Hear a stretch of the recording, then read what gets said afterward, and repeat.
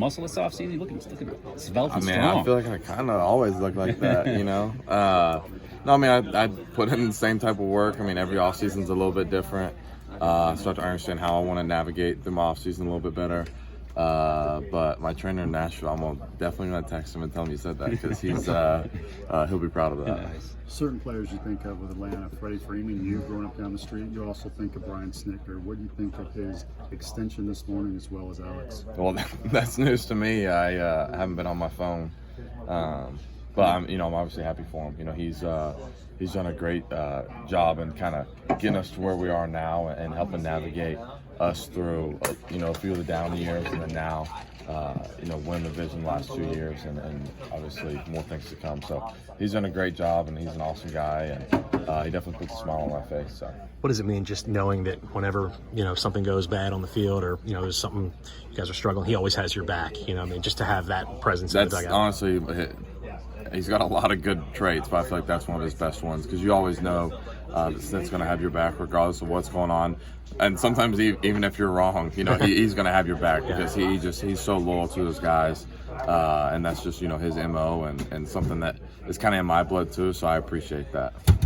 Look around and see some new guys in the clubhouse right now in freaking Cool Today Park. What's the vibe here? It's only my second day, and we haven't really gotten going with all the team activities. So I'm excited to see what it's going to be like over the next couple of days. But we got a lot of great pieces in this room, and ultimately it's not about what pieces we have; it's about making them work together. And I think that this culture in this clubhouse and in this organization is something that can get everyone on the same page, and we'll be able to make a lot of great things happen this year.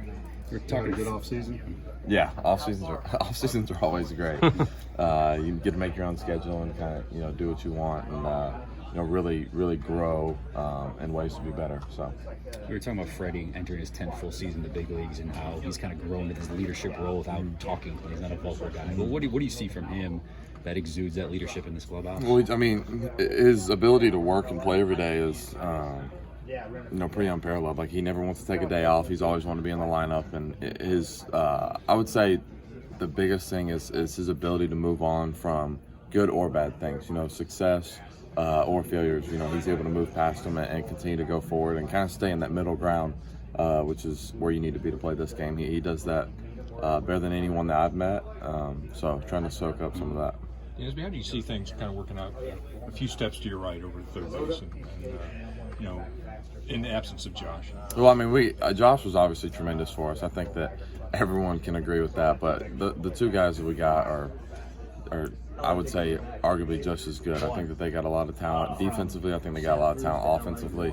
It's just a matter of being able to do it consistently, and I feel like that's the big separator in this game. And what has made Josh so good for so many years is not only the ability, but the ability to do it every day and to perform well every day. So those guys between Riley and Camargo are awesome. Obviously, I don't have a crystal ball that's going to tell you who's going to play, but I know that whoever's over there, there's going to be a lot of comfort there.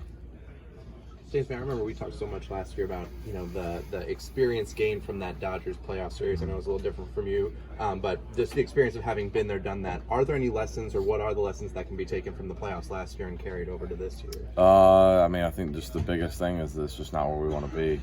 Making it to the playoffs isn't something that we should pride ourselves on. It's about winning. And so I think that sometimes we can kind of sell ourselves short. Getting to the playoffs is cool, but winning in the playoffs is the only thing that really matters. So however we get there is how we get there, but ultimately you want to be the last team that is standing, and I mean, to me, that's the biggest lesson that there is. Big part of that